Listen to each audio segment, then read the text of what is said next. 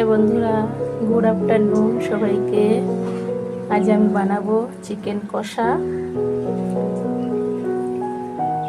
প্রথমে দিয়ে দেব পরিমাণ মতন টক দই, তারপর দেব পেঁয়াজ কুচি,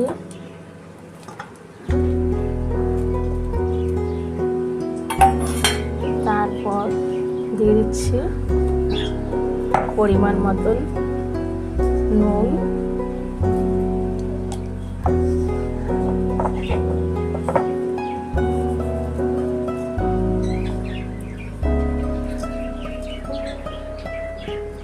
তারপর দিয়ে দিচ্ছি হলুদ।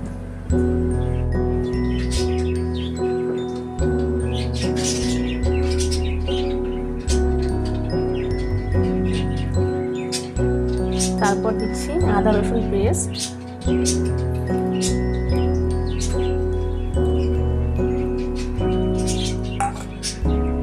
দিয়ে দিচ্ছি সরষের তেল, খুব বেশি নাই, মিডিয়াম। এটা দিয়ে খানিকটা ম্যারিনেট করে নেব।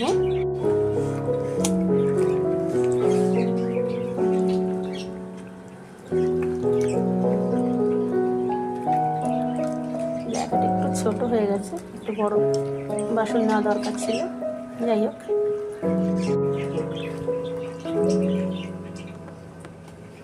তারপর দিয়ে দেবো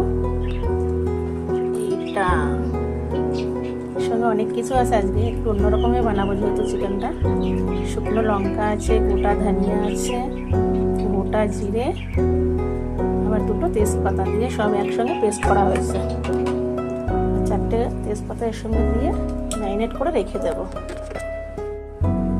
মিনিমাম আধা ঘন্টা ঢাকা দিয়ে রাখছি।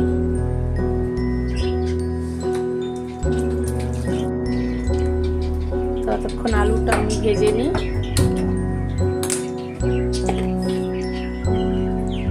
কেন কি আলুটা ভাজতে একটু সময় লাগবে, ততক্ষণ ম্যারিনেট হয়ে যাবে, আশা করি নরম হয়ে যাবে মাংসটা। এবার কড়াইতে তেল দিয়ে দিই,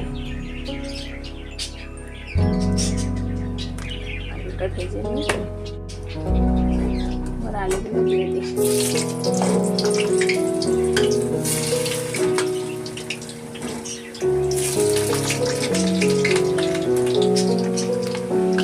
পরিমাণ বেশি দিয়েছি, আমার ছেলেরা খুব পছন্দ করে আলু খেতে চিকেনের সঙ্গে।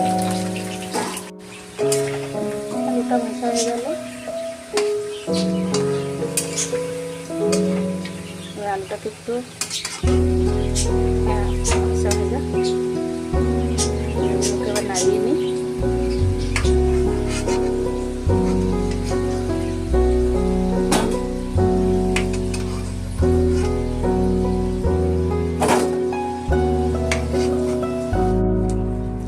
তেল দিয়ে দিই, কারণ চিকেন একটু বেশি তো।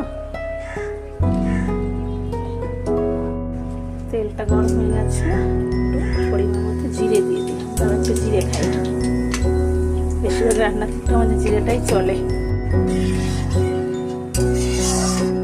ম্যারিনেট করা চিকেনটা দিয়ে দিই।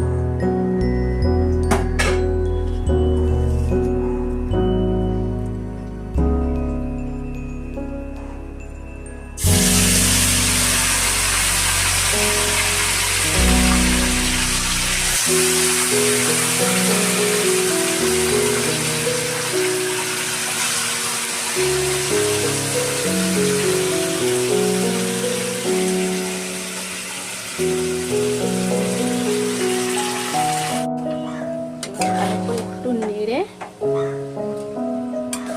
তারপর একটু দেরিতে ঢাকা দেবো। একটু টক দই দেওয়া আছে তো, আবার অনেকটা জল বেরিয়ে পড়ছে।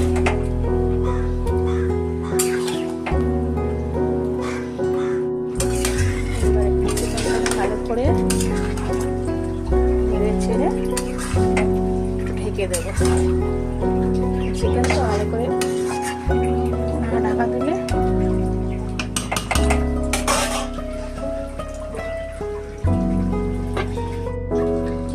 দেখি, ঢাকনাটা খুলে দেখি এবার। বাহ, কালারটা তো খুব সুন্দরই এসছে। দেখা যাক নরম হয়েছে। হ্যাঁ, দেখে তো মনে হচ্ছে খুব সুন্দরই সিদ্ধ হয়ে গেছে। আর ঢাকা দেওয়া চলবে না,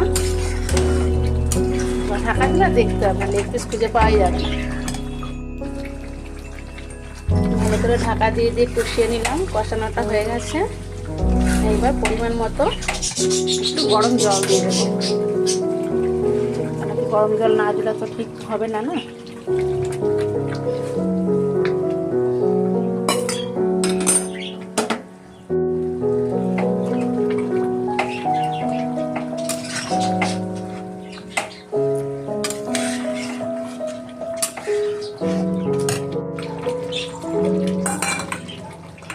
এবার একটু গোটা এলাচ দিয়ে দিচ্ছি।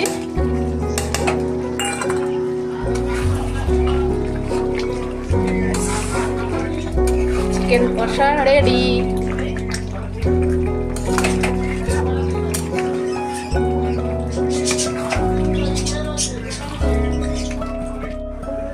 বন্ধুরা দেখে নাও, চিকেন কষা পুরো কমপ্লিট।